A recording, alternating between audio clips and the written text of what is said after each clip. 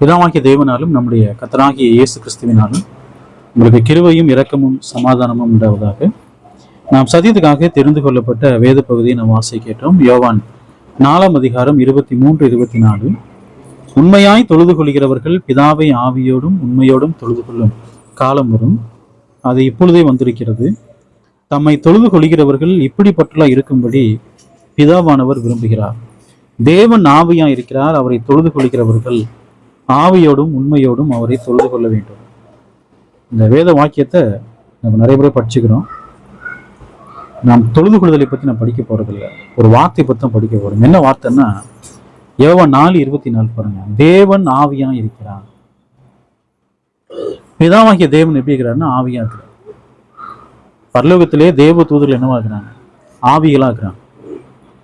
பரிசுத்த ஆவியானவர் என்னவா இருக்கிறாருன்னா ஆவியா தான் இருக்கிறார். பிதாவானவர் ஆவியா இருக்கிறார்னா என்ன ரூபத்தில் இருக்காரு, என்ன வடிவத்தில் இருக்கிறார்? ஆவி அப்படி நிறைய பேர் யோசிக்கும் போது அப்படி புகை மாதிரி நினைச்சுக்கிறாங்க. ஆவின்னு சொன்னாலும் என்ன யோசிக்கிறாங்க? அப்படியே புகை மாதிரி இருக்கும். தேவன் அப்படி புகை மாதிரி இருப்பாரு, கண்ணுக்கு தெரியாம எப்படி இருப்பாருங்க, மறைஞ்சிருப்பாருன்னு நினைக்கிறாங்க. தேவன் ஆவியா இருக்கிறார் அப்படின்னு சொல்றாரு. அப்ப தேவனுக்கு ஒரு ரூபம் இருக்கிறதா இல்லையா? வசனம் சொல்லும் பொழுது யோவான் 17 அதிகாரத்துல ஒன்றான மெய் தேவனையும் அவர் அனுப்பினவராகிய இயேசு கிறிஸ்துவையும் அறிவதே நித்திய ஜீவன். பிதாவை குறித்து நாம் சரியாக என்ன செய்யணும்? அறிந்து கொள்ள வேண்டும். பிதா ஆவியா இருக்கிறார் என்று சொன்னால் பிதாவுக்கு வடிவம் இருக்கிறதா? ஆவிக்கு சரீரம் இருக்கா? ஆவிக்கு சரீரம் இருக்கா இல்லைங்களா? நம்ம என்ன செய்ய போறோம், பார்க்க போறோம். யோவான் 5 அதிகாரம் 37 பாருங்க. என்னை அனுப்பின பிதாதாமே என்னை குறித்து சாட்சி கொடுத்திருக்கிறார்.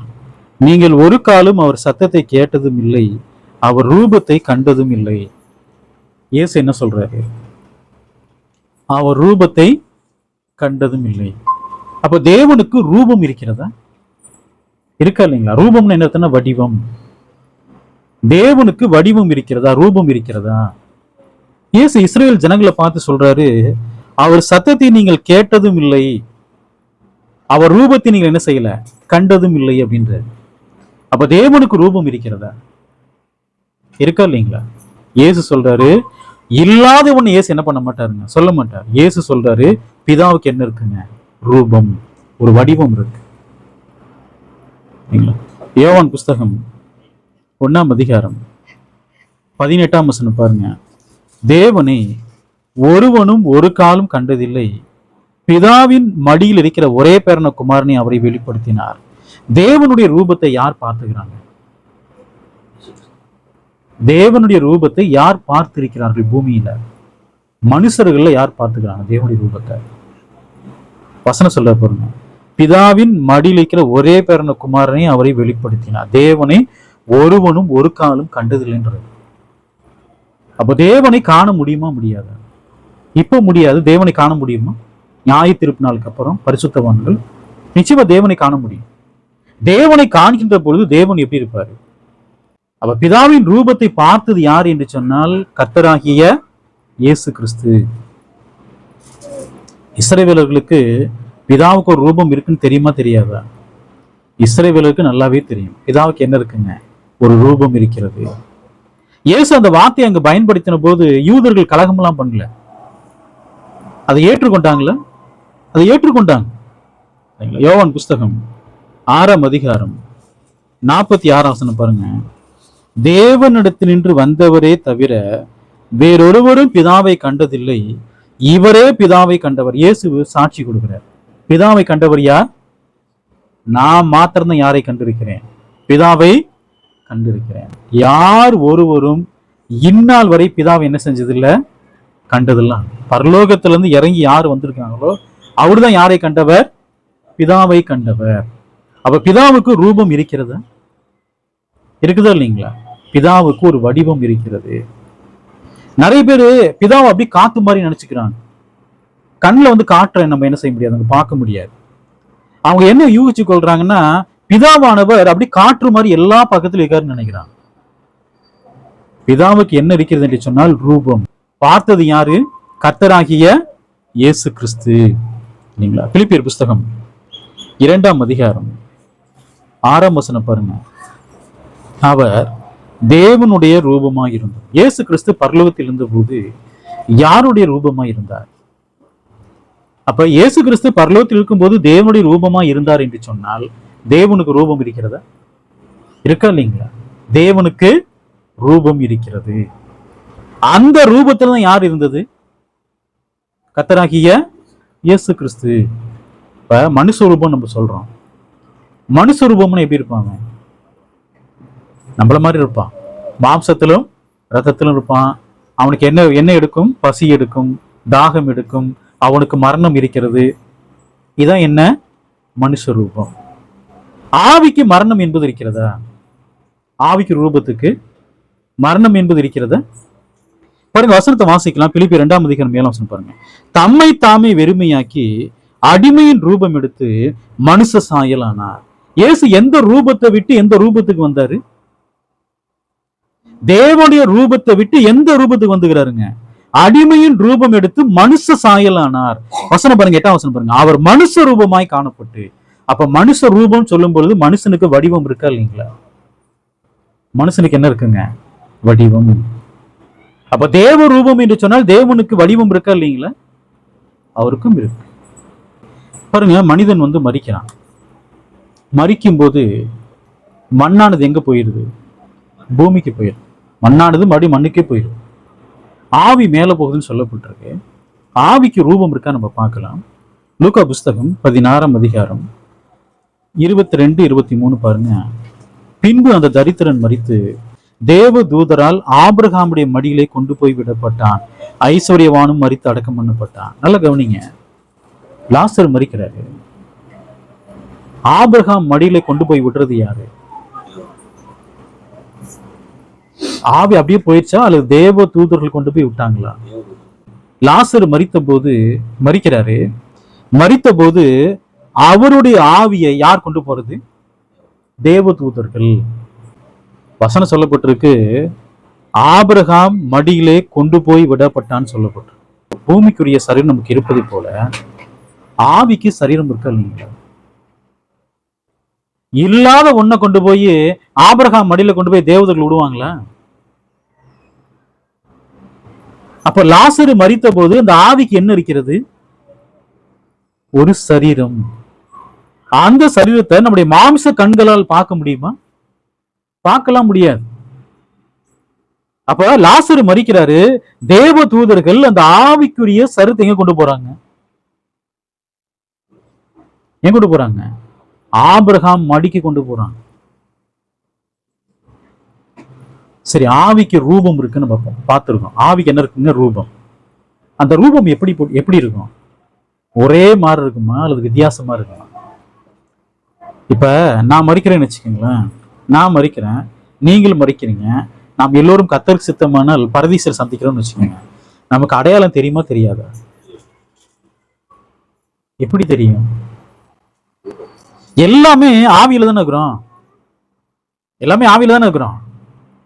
மரித்து போன பிற்பாடு இவர் தான் ஸ்டீவன், இவர் தான் விமல், இவர் தான் அரியல், இவர் தான் கிறிஸ்வின், இவர் தான் பிரபாகரன், இவன் தான் நான் சொல்லி தெரியுமா தெரியாதுங்களா? கண்டுபிடிக்க முடியுமா? நமக்கு எப்படி தெரியும்? லூக்கா புஸ்தகம் 16ஆம் அதிகாரம் 23ஆம் வசனம் பாருங்க. பாதாளத்திலே அவன் வேதனை படுகிற போது தன் கண்களை ஏறெடுத்து தூரத்திலே ஆபிரகாமையும் அவன் மடியிலே லாசருவையும் கண்டான்.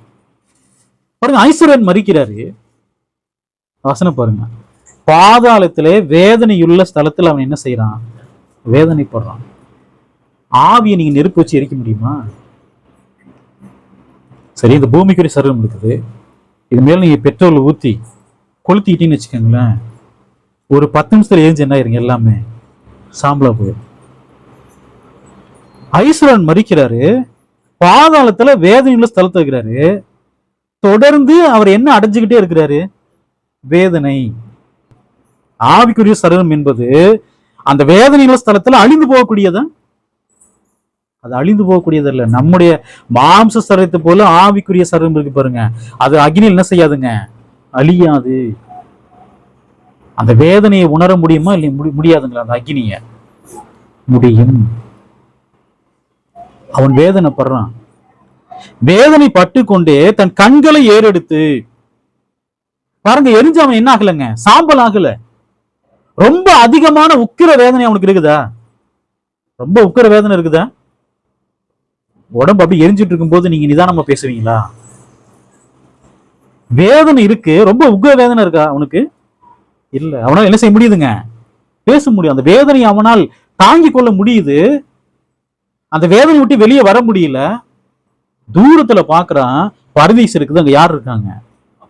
ஆபிரகாம். ஆபிரகாம் மரித்து எவ்வளவு வருஷம் ஆச்சு? ஆபிரகாமுக்கு ஒரு வடிவம் இருக்கா இல்லைங்களா? ஆபிரகாமையும் அவன் மடியில லாசருவையும் கண்டான். அப்ப இந்த பூமியில நமக்கு என்ன அமைப்பு இருக்கிறதோ அதே அமைப்பு ஆவிக்கு இருக்குதா? வேத வாக்கியத்தை நம்ம வாசிக்கிறோம். ஆவினா எல்லாம் ஒரே மாதிரி இருக்குமா? நீங்க நிறைய பெரிய கூட்ட சபைகள்ல போய் பாத்தீங்கன்னா சண்டே அன்னைக்கு எல்லாம் ஒயிட் கலர் எல்லாம் ஒரே மாதிரி இருப்பாங்க. அது மாதிரி இருப்பாங்களா எல்லாருமே? அப்ப லாசர் யாரு, ஆபிரகாம் யார் என்பதை அவன் நிதானிக்கிறானா இல்லைங்களா? அப்ப இந்த பூமியிலே நாம் மரிக்கின்ற பொழுது நாம் பரதீசுக்கு போவோம் என்று சொன்னால், வேதனையுள்ள ஸ்தலத்துக்கு போவோம் என்று சொன்னால் நம்மை அடையாளம் கண்டுபிடிக்க முடியுமா? முடியாதுங்களா? இயேசு ஓமையை சொல்றாரு, உண்மை சம்பவத்தை சொல்றாரா? உண்மை சம்பவம். ஓமை என்றாலும் அது என்னதான்? உண்மைதான். இயேசு கட்டுக்கதையிலே சொல்லல, இது உண்மை சம்பவம். ஆபிரகாம் இருக்கிறாரு, லாசர் இருக்கிறாரு. அவரே சொல்ற இயேசு, லாசரு என்னும் பேர் கொண்ட ஒரு மனிதன் இருந்தான். இறந்த காலத்துல சொல்றார் இருந்தான். இயேசு என்ன சொல்லலைங்க? பொய் சொல்லவில்லை, உண்மைதான் சொல்றார். நம்முடைய மரணத்துக்கு அப்புறம் நம்முடைய வாழ்க்கை எப்படி இருக்கும் என்பதை இயேசு இங்க தெளிவுபடுத்துறாரு. பாருங்க, லூக்கா புஸ்தகம் 16ஆம் அதிகாரம் 24ஆம் வசனம் பாருங்க. அப்பொழுது அவன் தகப்பனாகிய ஆபிரகாமே, நீர் எனக்கு இறங்கி லாசரு தன் விரலின் நுனியை தண்ணீரினால் தோய்த்து என் நாவை குளிர பண்ணும்படி அவனை அனுப்ப வேண்டும், இந்த அக்னி ஜுவாலையில் வேதனைப்படுகிறேனே என்று கூப்பிட்டான்.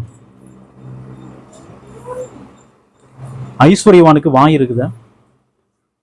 இருக்கு. நாக்கு இருக்கா? அதுவும் இருக்கு. காது இருக்கா? இருக்கு. கண்கள் இருக்கா? இருக்கா இல்லைங்களா? எல்லாமே இருக்கு. அப்ப ஆவிக்கு ஒரு சரீரம் இருக்கா இல்லைங்களா? நிறைய பேரு இந்த பூமியில இருக்கிற வரைக்கும் தான் என்ன இருக்குங்க, நமக்கு சரீரத்துல வேதனை இருக்குது. மரிச்சு போயிட்டோம்னா எந்த வேதனை இல்லைன்னு நினைக்கிறான். ஆனால் பாவியாக நாம் மரிப்போம் என்று சொன்னால் வேதனையுள்ள ஸ்தலத்துல நித்தமும் என்னதான்? வேதனை தான். அப்ப அங்கேயும் நமக்கு என்ன இருக்குங்க? தேவன் வேதனை வச்சுக்கிறாரு. இந்த சரீரத்தில் இருக்கும்போது சொல்றாங்க, இந்த சரீரத்தில் இருக்க வரைக்கும் தாங்க கஷ்டம், பாடு, எல்லாமே வியாதிலாம். நம்ம அங்க போயிட்டோம்னா நமக்கு என்ன கிடையாது, மறிச்சிட்டோம்னா நமக்கு என்ன கிடையாதுன்னு நினைக்கிறாங்க. எந்த வழியும் இல்லைன்னு நினைக்கிறாங்க. மறிச்சதுக்கு அப்புறம் தான் நமக்கு நித்தம் என்ன இருக்குங்க? பாவிகளுக்கு வேதனை, வலி இருக்கிறது. அப்ப ஐஸ்வர்யன் மரித்து அடக்கம் பண்ணப்படுறான். ஐஸ்வர்யவான் வேதனை ஸ்தலத்துல வேதனைப்படுறான். அவனுக்கு சரீரம் இருக்கா இல்லைங்களா? அந்த சரீரத்தை நம்முடைய மாம்ச கண்கள் பார்க்க முடியுமா? பார்க்க முடியாது. ஐஸ்வர்யன் ஆபிரகாம பாக்குறாரு, லாசருவை பாக்குறாரு, அவரோடு பேசுறாரு. ஆபிரகாம் பேசுகிறதை அவர் கேட்கிறார். அந்த அக்னி ஜுவாலை வேதனையை அவர் அனுபவிக்கிறாரு. ஐஸ்வர்யவான் என்ன செய்யறாரு? அனுபவிக்கிறார். இப்ப என்ன தேவைப்படுது அவருக்கு? தண்ணீர். நமக்கு ரொம்ப வெயில்ல போயிட்டு வந்ததுக்கு அப்புறம் ரொம்ப தாகம் எடுக்கும். தண்ணி குடிக்கும்போது எப்படி இருக்கும்? நமக்கு ரொம்ப சந்தோஷமா, ரொம்ப ஒரு மகிழ்ச்சியா இருக்கும் இல்லைங்களா? தண்ணி குடிக்கும் போது அந்த தாகம் அடங்கும் போது அவ்வளவு சந்தோஷமா இருக்கும். நான் எவ்வளவு தண்ணி கேட்கிறேன்? ஒரு சொட்டு தண்ணி. எதுக்கு தண்ணி கேட்கறாங்க நமக்கு தெரியுது. தண்ணீர் இருக்குமான்னு கேட்டா நமக்கு என்ன தெரியாதுங்க. அதெல்லாம் எதுவும் தெரியாது. ஆனால் அந்த அக்னி ஜுவாலைகளை வேதனைப்படுகின்ற பொழுது அந்த சரீரம் என்ன கேட்குதுங்க? தண்ணீர். ஐஸ்வர்யவான் அக்னி ஜுவாலையில வேதனைப்படுகின்ற பொழுது அவன் நாக்கு என்ன கேட்குது? ஒரே ஒரு சொட்டு தண்ணி கொடுங்கன்னு கேட்குது. ஆபிரகாம்கிட்ட சொல்றான், நான் தான் இந்த இடத்துக்கு வந்துட்டேன், என்னுடைய சகோதரர் என்ன செய்யக்கூடாது, இந்த இடத்துக்கு வரக்கூடாது, லாசரு போய் என்ன செய்யணும், அவர்களுக்கு போதிக்க வேண்டும். ஆபிரகாம் சொல்ற, மகனே, நீ பூமியில் இருக்கும்போது நன்மைகளை அனுபவித்தாய், அதே போல் லாசர் எதை அனுபவித்தான், தீமை அனுபவித்தான், அதை நினைத்துக்கொள். அப்ப மரித்து போனதுக்கு அப்புறம் அப்படி நினைவுகள் யோசனைகள்லாம் மறந்து போயிருமா? அதெல்லாம் என்னைக்கு என்ன ஆகாதுங்க, மறக்காது. எல்லாமே மூளையில பதிவு பண்ணப்படுதுன்றாங்க. மூளையில பதிவு பண்ணப்படுதுன்னு சொன்னா அது எரிந்து போனதுக்கு அப்புறம் எப்படி அங்க ஐஸ்வர்யன் பேசிட்டு இருக்கிறாரு, பூமியில் எனக்கு 5 சகோதரர் இருக்கிறாங்க, அவர்களுக்கு யார் போய் சுவிசேஷம் சொல்லணும், சத்தியம் சொல்லணும், லாசரு. ஆபிரகாம் சொல்றாரு, நீ பூமியிலே நன்மையை அனுபவித்தாய், அவன் தீமையை அனுபவித்தான், அதை நினைத்துக்கொள் சொல்லும்போது கிரேக்க சொல்லும், மனதிற்கு கொண்டு வான்ற. மனதிற்கு நம்ம அக்னி ஜுவாலிக்கு போயிட்டோம், வேதனையுள்ள ஸ்தலத்துக்கு போயிட்டோம். நம்ம கேள்வி கேட்கிறோம், ஏன் இங்க வந்தோம் அப்படின்னு கேள்வி கேட்கும்போது அங்கே பதில் சொல்வதற்கு ஒருத்தர் இருக்காரா இல்லைங்களா? நீ இந்த அநியாயம் எல்லாம் பண்ண, இந்த மாதிரி நடந்துக்கிட்டாத எங்க வந்துக்கிற, இந்த ஸ்தலத்துக்கு வந்திருக்கிறாய். மத்தேயு சுவிசேஷம் 10ஆம் அதிகாரம் 28ஆம் வசனம் பாருங்க. ஆத்துமாவை கொல்ல வல்லவர்களாம் இராமல் சரீரத்தை மாத்திரம் கொல்லுவர்களுக்கு நீங்கள் பயப்பட வேண்டாம், ஆத்துமாவையும் சரீரத்திலும் நரகத்திலே அழிக்க வல்லவருக்கே. தேவன் எதெல்லாம் அழிச்சு போடுவேன்னு சொல்றாரு நரகத்துல? ஆத்துமாவையும் சரீரத்தையும். அப்ப ஜென்ம சரீரத்திற்கு ஒரு சரீரம் இருப்பதை போல ஆவிகளுக்கு ஒரு சரீரம் இருக்கா இல்லைங்களா? இருக்கா? இருக்கிறது.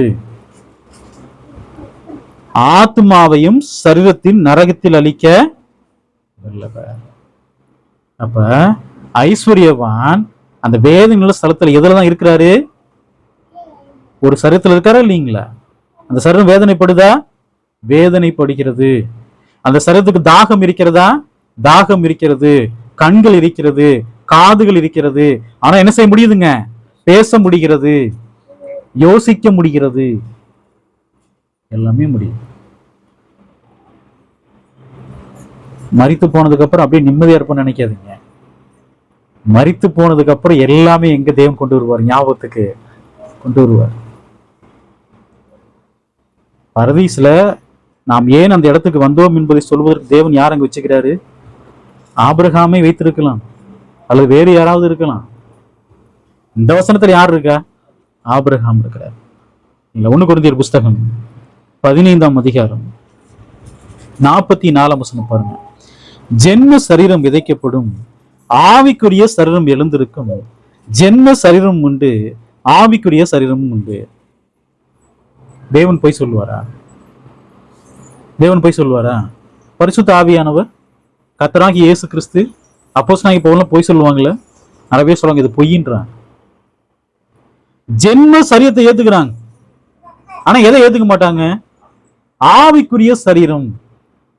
ஆவின்னு சொல்றாரா, ஆவிக்குரிய சரீரம் சொல்றாரா? ஆவிக்குரிய சரீரம் இருக்கா இல்லைங்களா?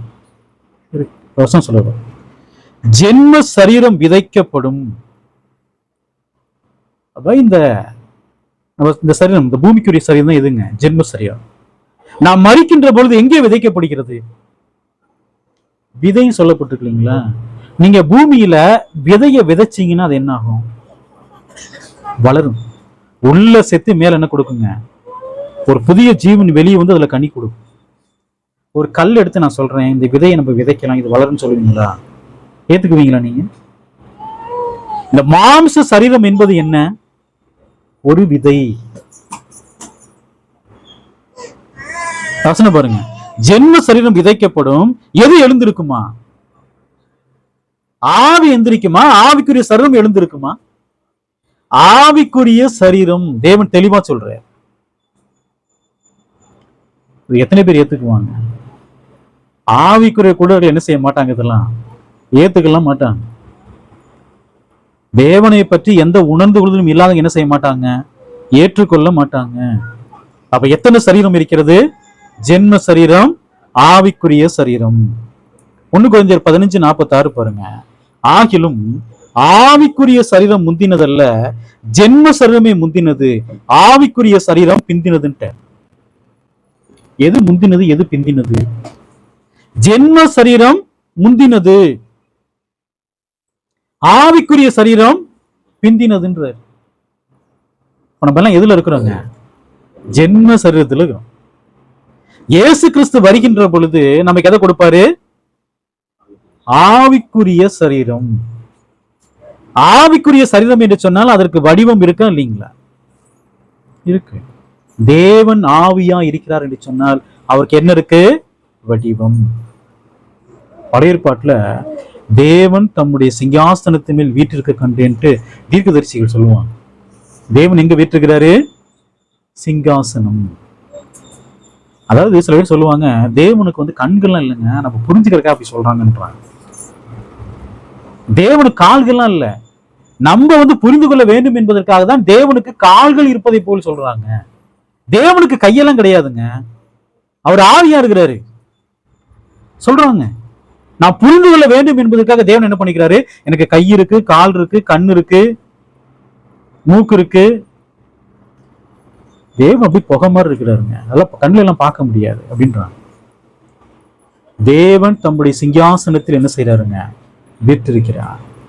சிங்காசனம் இருக்கு தேவனுக்கு. சிங்காசனத்துல வீற்றிருக்கிறார் என்று சொன்னால் அந்த தேவனுக்கு என்ன இருக்குங்க? வடிவம். 1 கொரிந்தியர் 15ஆம் அதிகாரம் 40 வசனம் பாருங்க. வானத்துக்குரிய மேனிகளும் உண்டு, பூமிக்குரிய மேனிகளும் உண்டு. வானத்துக்குரிய மேனுடைய மகிமையும் வேறு, பூமிக்குரிய மேனியுடைய மகிமையும். எத்தனை மேனி இருக்குது? 2 மேனி. வானத்துக்குரிய மேனி ஒண்ணு இருக்குது, பூமிக்குரிய மேனி இருக்குது. ரெண்டுக்கும் என்ன இருக்குன்னு வித்தியாசம் இருக்கு. வானத்துக்குரிய மேனுடைய மகிமையே வேற, பூமிக்குரிய மேனுடைய மகிமையே வேற. பூமிக்குரிய வகையில ஒரு ஒரு புருஷனும் ஒரு ஸ்திரியும் திருமணத்தில் இணைந்து கொண்டாங்கன்னா அவங்க என்ன பிறக்குங்க? குழந்தை பிறக்கும். ஆவியில் இருக்கிறவங்களுக்கு இப்படி நடக்குமா? ஆவில் இருக்கிறவர்கள் எங்கு வேண்டுமானாலும் போவாங்க. ஒரு வீடு பூட்டப்பட்டது, வீடு பூட்டப்பட்ட வீட்டுக்குள்ள நடுவுன்னு சொல்லுவாங்க உங்களுக்கு சமாதானம். காபிரியல் தூதன் வராரு, மிகாவேல் தூதன் வராரு. தேவாலயத்துல மகா பரிசுத்தலத்துல என்ன செய்யறாங்க? பரிசுத்தலத்துல உள்ள இறங்கி உங்களுக்கு சமாதானம். தேவன் என்ன பண்ணிக்கிறார்? செய்தியை சொல்ல முடியாது, அனுப்பிக்கிறார். அந்த மாதிரி நம்ம போக முடியுமா? ஒரு இடத்துல இருந்து இன்னொரு இடத்துக்கு போனா நம்ம என்ன செய்யணுங்க? நடந்தா போகணும், அல்லது வண்டியில போகணும், அல்லது கார்ல போகணும், ட்ரெயின்ல போகணும், விமானத்துல போகணும். ஆனால் ஆவிகளுக்கு அப்படி போக வேண்டிய அவசியம் இருக்கிறதா? நம்மை போல அவர்கள் என்ன செய்ய முடியாதுங்க? குழந்தையெல்லாம் பெற்றுக்கொள்ள முடியும். யார் தான் பெற்றுக்க முடியும்? நம்ம தான் பெற்றுக்க முடியும், பெற்றுக்கொள்ள முடியும். நமக்கு மரணம் இருக்கிறது, அவர்களுக்கு இருக்கா? 2க்குள்ள மகிமைய வேற. 1 கொரிந்தியர் 15ஆம் அதிகாரம் 42ஆம் வசனம் பாருங்க. மரித்தோரின் உயிர் தெழுதலும் அப்படியே இருக்கும், அழிவுள்ளதாய் விதைக்கப்படும், அழிவுள்ளதாய் எழுந்திருக்கும். 43. கனவீனம் உள்ளதாய் விதைக்கப்படும், மகிமையுள்ளதாய் எழுந்திருக்கும். பலவீனம் உள்ளதாய் விதைக்கப்படும், பலம் உள்ளதாய். மரித்தோரின் உயிர் தெழுதலும் அப்படியே இருக்கும். சூரியனுடைய மகிமையே வேற, சந்திரனுடைய மகிமையே வேற, நட்சத்திரனுடைய மகிமையே வேற. எல்லாமே மகிமையில வித்தியாசம் இருக்கு. அவரே சொல்றார், மரித்தோரின் உயிர் தெழுதலும் அப்படியே இருக்கும். அழிவுள்ளதாய் விதைக்கப்படுவது எது? ஜென்ம சரீரம். அழிவில்லாத எழுந்திருப்பது எது? ஆவிக்குரிய சரீரம். என்ன மேல சொல்லிட்டார். முந்தினது எது? ஜென்ம சரீரம். பிந்தினது எது? ஆவிக்குரிய சரீரம். அடுத்து சொல்ல பாருங்க. கனவீனம் உள்ளதாய் விதைக்கப்படும், மகிமை உள்ளதாய் எழுந்திருக்கின்ற. இந்த சரீரத்திற்கு என்ன இருக்குன்னா அழிவு என்பது இருக்கு. ஆவிக்குரிய சரீரத்திற்கு அழிவு என்பது இல்ல. கனவீனம் உள்ளதாய் விதைக்கப்படும், மகிமை உள்ளதாய் எழுந்திருக்கும். பலவீனம் உள்ளதாய் விதைக்கப்படும். எப்படி எழுந்திருக்குங்க? பலம் உள்ளதாய். இயேசு எப்படி உயிர்த்தெழுந்தார்? பலவீனமா உயிர்த்தெழுந்தாரா? பலம் உள்ளவரா உயிர்த்தெழுந்தாரா? கனவீனம் உள்ளவரா உயிர்த்தெழுந்தாரா? மகிமை உள்ளவரா உயிர்த்தெழுந்தாரா? மகிமை உள்ளவராய். அழிவுள்ளவராய் உயிர் தெழுந்தாரா, அழிவில்லாதவராய் உயிர் தெழுந்தார்? அழிவில்லாதவராய் உயிர் தெழுந்திருப்பார் என்று சொன்னால் இயேசு எதுல உயிர் தெழுந்தார்? நிறைய பேர் சொல்றாங்க மாம்ச சரீரம். இயேசு எப்படி உயிர் தெழுந்தார் பாருங்க. அப்போஸ்தலர் 13ஆம் அதிகாரம் 32ஆம் வசனம் பாருங்க. நீர் என்னுடைய குமாரன், இன்று நான் உம்மை ஜெனிப்பித்தேன் என்று 2ஆம் சங்கீதத்தில் எழுதியிருக்கிறபடியே தேவனுடைய குமாரன் மரித்தோரிலிருந்து உயிரோடு எழும்புவார் என்பது தேவன் எங்க வாக்குத்தத்தம் பண்றாரு? சங்கீதம் 2ஆம் சங்கீதத்துல வாக்குத்தத்தம் பண்றாரு. இங்க ஜெனிப்பித்தேன்னு சொல்லும் பொழுது தாயின் கர்ப்பத்துல பிறந்ததை பத்தி பேசுறாரு. அடுத்த வசனம் சொல்றாரு பாருங்க 13:33, இயேசுவை எழுப்பினதினாலே. ஜெனிப்பித்தன என்ன அர்த்தம்? மரித்தோரிலிருந்து உயிர்த்தெழ வைப்பது, மரித்தோரின் உயிர்த்தெழுதல், மரித்தோரின் உயிர்த்தெழுதல். 13:34 பாருங்க. இனி அவர் அழிவுக்குட்படாதபடிக்கு அவரை மரித்தோரிலிருந்து எழுப்பினார். இயேசு எப்படி இவரோடு எழுப்பப்பட்டார்? அழிவுக்கு உட்படாதபடிக்கு. இவங்க என்ன சொல்றாங்க? இயேசு மாம்சத்துல உயிர் தெழுந்தாருன்றாங்க. வேத வாக்கியம் சொல்லுது அவர் எப்படி உயிர் தெழுந்தாராம்? அழிவில்லாதவராய் உயிர் தெழுந்தாராம். லாசரு உயிர் தெழுந்தார், மறுபடியும் என்ன ஆயிட்டாருங்க? அவரு அழிஞ்சு போயிட்டாரு. மரித்தார், அழிந்து போயிட்டார். இயேசு உயிர் தெழுந்தார், மரணம் இனி அவரை ஆண்டு கொள்வது இல்லை. வேத வாக்கியம் அழிவில்லாதவராய் உயிர் தெழுந்தான்னு சொல்லப்பட்டிருக்கு. அவங்க சொல்றாங்க இல்ல இல்ல, இயேசு எப்படிதான் உயிர் தெழுந்தாரு? அழிவுள்ளவராய் உயிர் தெழுந்தான்னு சொல்றாங்க. ஆவிக்குரிய சரத்தில் உயிர் தெழுந்தவர்களில் முதன்மையானவர் யாரு? முதற் பிறந்தவர் யாரு? முதற் பேருமானவர் யாரு? மரித்தோரின் முதற் பலன் யாரு? இயேசு கிறிஸ்து. அதனாலதான் அந்த வார்த்தை பயன்படுத்தப்பட்டிருக்கு. இயேசு எப்படி உயிர் தெழுந்தார்? ஜென்ம சரீரத்தில் அவர் விதைக்கப்பட்டார். அந்த ஜென்ம சரீரம் ஆவிக்குரிய சரீரமாக என்ன இருக்குங்க? மருவமாயிருக்கு. தேவன் வாக்குத்தத்தம் பண்ணார், கிறிஸ்துவின் சரீரம் என்ன எதை காண்பதில்லை? அழிவை காண்பதில்லை. இயேசு 3 நாள் கல்லறைக்குள்ள இருக்கிறார். இயேசு உயிர் தெழுந்த போது அந்த சரீரம் என்ன ஆயிருக்குங்க? மறுரூபமாயிருக்கு. அழிவில்லாதவராய் உயிர் தெழுந்தார. மரித்தோரின் உயிர் தெழுதல் அவர் தான். யாருங்க? முதற் பலனே அவர் தான். வசனம் சொல்ல பாருங்க 35, அன்றியும் உடைய பரிசுத்தர் அழிவை காண ஒட்டீர். இயேசு கிறிஸ்து சார் என்ன ஆகல? அழிந்து போகவில்லை. அது என்ன ஆயிடுச்சுங்க? மருவமாயிடுச்சு. தேவன் அழிவில்லாதவராய் உயிர்த்தெழ வச்சுக்கிறார். ஜென்ம சரீரம் உண்டு, ஆவிக்குரிய சரீரமும் உண்டு. இயேசு எப்படி உயிர் தெழுந்தார்? மகிமை உள்ளவராக, பலம் உள்ளவராக என்ன பண்ணிக்கிறாருங்க? உயிர் தெழுந்துகிறார். என்றென்றைக்கும் ஜீவிக்கிறவராக என்ன பண்ணிக்கிறாருங்க? உயிர் தெழுந்துகிறார். அதனாலதான் அவர் எதை ஜெயிச்சுக்கிறாரு? மரணத்தை. மரணம் இனி அவரை ஆண்டு கொள்வது இல்லை. 13:37 பாருங்க. அப்போஸ்தலர் தேவனால் எழுப்பப்பட்ட ஒரு அழிவை காணவில்லை. இயேசு எதை காணல? அழிவை காணல. அப்ப ஆவிக்குரிய சரீரம் என்று சொன்னால் அதற்கு ரூபம் இருக்கா இல்லைங்களா? அந்த ரூபத்தை எப்படி வேணாலும் மறுரூபப்படுத்தலாமா? தேவதூதர்கள் ஆவியாகிறாங்க. பூமிக்கு வரும்போது எப்படி வருவாங்க? மனுஷர்கள் காணும்படியாக மாம்ச சரீரத்துல தான் வருவாங்க. ஆபிரகாம் வீட்டுக்கு கர்த்தர் வர்றாரு, 2 தூதர்கள் வர்றாங்க. ஆபிரகாம் ஓடி போய் என்ன செய்யறாருங்க? அவங்களை கூட்டிட்டு வர்றாரு. கால்களை கழுவுறதுக்கு எதை கொடுக்குறாரு? தண்ணீரை கொடுக்குறாரு. காலை கழுவுனாங்களா? காலை கழுவுனாங்க. பாலை குடித்தார்களா? மாமிசம் சாப்பிட்டார்களா? ஆவிக்குரிய சரீரத்தை எப்படி என்ன செய்ய முடியுங்க? மறுரூபப்படுத்த முடியும். இயேசு உயிர் தெழுந்த போது என்ன செஞ்சார்? தன்னுடைய சரீரத்தை மறுரூபப்படுத்தினார். அது என்ன சரீரம்? அது ஆவிக்குரிய சரீரம், அழிந்து போகாத சரீரம். தேவன் அதை நமக்கு என்ன பண்ணிக்கிறாருங்க? வாக்குத்தத்தம் செய்திருக்கிறார். 1 கொரிந்தியர் 15ஆம் அதிகாரம் 47, 48, 49 பாருங்க. முந்தின மனுஷன் பூமியிலிருந்து உண்டான மண்ணானவன், 2ஆம் மனுஷன் வானத்திலிருந்து வந்த. நம்மலாம் எதுல இருக்கோம்? இப்ப ஆதாமுடைய வித்துல தான் நம்ம இருக்கிறோம். ஆதாம் எதுல வந்தவர்? மாம்சத்துல வந்தவர், மண்ணிலிருந்து எடுக்கப்பட்டவர். நாமும் எதற்குரியவர்கள்? மண்ணுக்குரியவர்கள். வசனம் பாருங்க, அடுத்த வசனத்துல, மண்ணானவன் எப்படிப்பட்டவனோ மண்ணானவர்களும் அப்படிப்பட்டவர்களே, வானத்துக்குரியவர் எப்படிப்பட்டவரோ வானத்துக்குரியவரும் அப்படிப்பட்டவர்களே, மேலும் மண்ணானுடைய சாயலை நாம் அணிந்திருக்கிறது போல யாருடைய சாயலையும் அணிந்து கொள்வோம்? வானவருடைய சாயல். அந்த சாயல் எப்படிப்பட்ட சாயல்? அது அழியாத சாயல். ஆதாமுடைய சாயல் அழிந்து போகக்கூடிய சாயல். 1 கொரிந்தியர் 15ஆம் அதிகாரம் 52ஆம் வசனம் பாருங்க, 50ஆம் வசனம் பாருங்க. 1 கொரிந்தியர் 15ஆம் அதிகாரம் 50-51 பாருங்க. சகோதரரே, நான் சொல்லுகிறது என்னவெனில், மாமிசமும் இரத்தமும் தேவனுடைய ராஜ்யத்தை சுதந்திரிக்க மாட்டாது. அழிவுள்ளது அழியாமை சுதந்திரிப்பது. இயேசு கிறிஸ்து பரமேறி போறாரு. எதுல இருக்காரு அவரு? ஆவிக்குரிய சரீரத்தில். அழிவுள்ளது எதை சுதந்திரிப்பதில்லை? அழியாமை. மாம்சமும் ரத்தமும் தேவனுடைய ராஜ்யத்தில் என்ன செய்யாதுங்க? பிரவேசிக்காதுன்றார். அது சுதந்திரிக்க மாட்டாதுன்றார். அப்ப இயேசு கிறிஸ்து வருகின்ற பொழுது மாற்றம் நிகழுமா நிகழாத?